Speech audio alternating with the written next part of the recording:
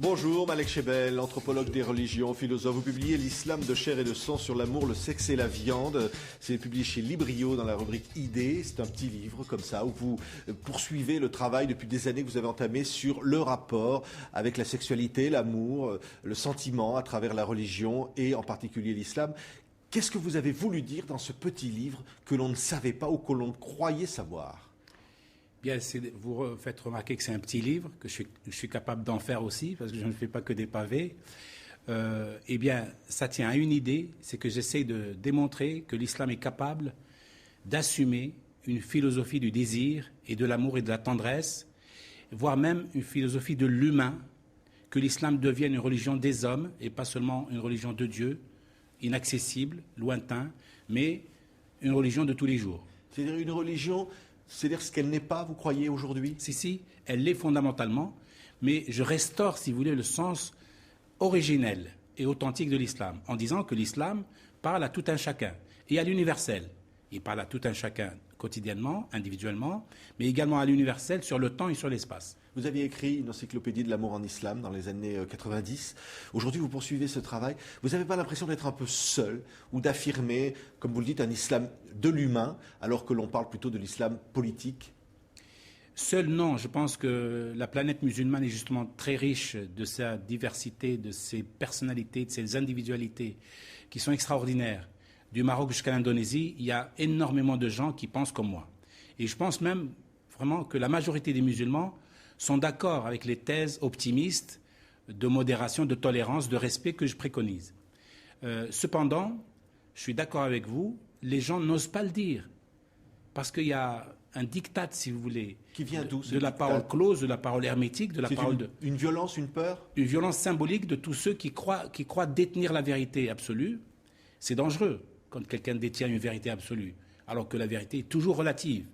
Et il n'y a de vérité que justement que relative. Oui. Est-ce qu'il y a d'ailleurs des vérités dans le Coran ou est-ce qu'il peut être interprété ? Le Coran contient énormément de sagesse et ces sagesses sont riches et complexes et par définition donc interprétables. Et le Coran ne peut pas être un livre vivant, si vous voulez, s'il est figé seulement au 7e siècle, le siècle de sa création, de sa révélation. Il faut donc qu'il y ait des hommes, des intermédiaires, des médiateurs, des théologiens, si vous voulez, des érudits, des penseurs de l'islam, notamment l'islam libre, qui puissent dire ce qu'ils pensent en tout temps et en tout lieu. Et c'est ça l'interprétation.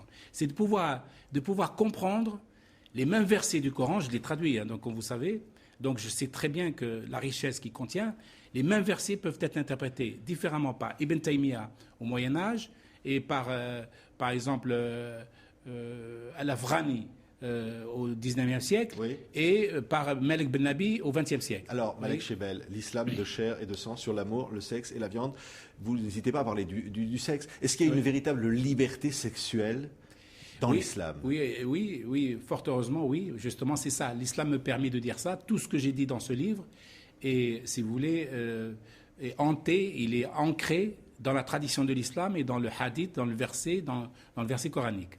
Tout ce que je dis se trouve dans les textes religieux de l'islam, que l'imam lit souvent dans les mosquées. Donc il y a une liberté de la sexualité dans le cadre de l'islam, dans le cadre légitime.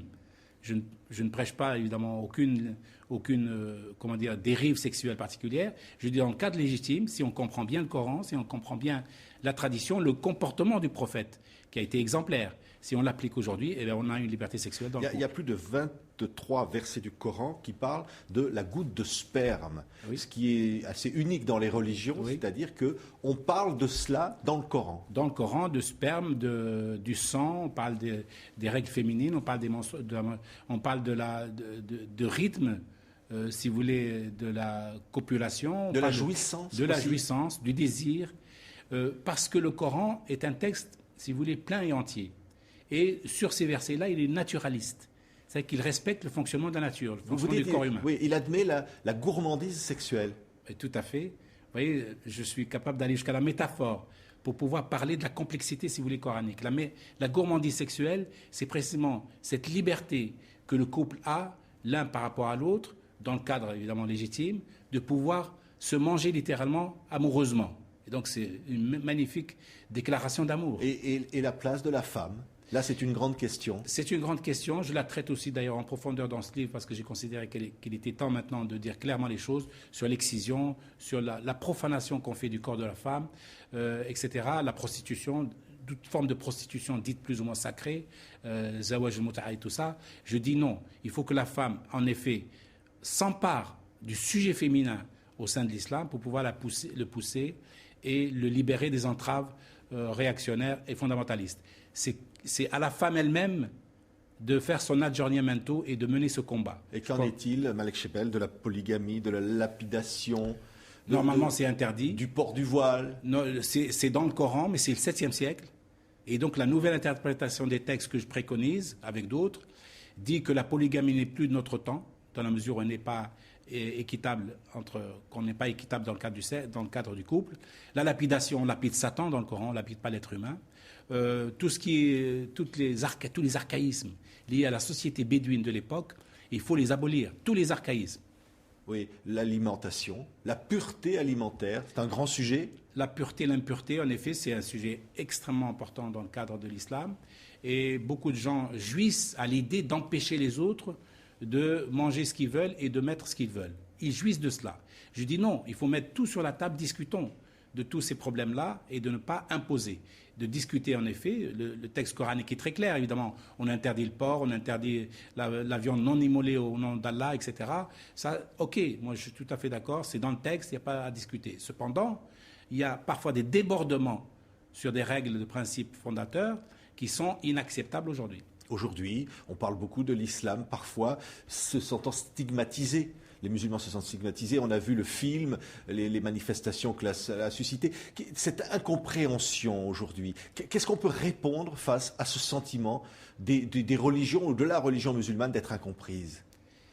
Moi, je dis qu'elle n'est pas incomprise ou qu'elle n'est pas mal aimée. On en parle moins bien du côté de l'islam et on l'explique moins bien que les autres religions. Peut-être en effet elle est incomprise plutôt que mal aimée. Il y a une vraie stigmatisation alors? Non, mais justement elle est incomprise plutôt que mal aimée. Donc je pense qu'il suffisait que les musulmans trouvent le bon vocabulaire pour parler de leur religion, la rendre humaine, accessible, la rendre au service du croyant, de tous les jours. Les musulmans doivent mieux défendre cet islam des Lumières. Absolument, ils doivent mieux le défendre, ils doivent en être fiers et ils doivent surtout faire passer les thèmes de modernité. L'islam est capable d'endosser la modernité, il l'a endossé par le passé. Il est capable d'entendre la science, par exemple. Il est capable d'entendre la recherche, y compris la critique philosophique. Il les a vécus, il les a promulgués. Pourquoi pas aujourd'hui? Donc je dis justement, continuons le sillon des Averroès, des Farabi, des Razali, de grands penseurs de l'islam aujourd'hui, et nous serons, à mon avis, gagnants et vainqueurs sur le long terme. Merci, Malek Shebel, l'islam de chair et de sang sur l'amour, le sexe et la viande, et donc publié chez Librio Idées. Merci d'avoir été notre invité. Merci à vous.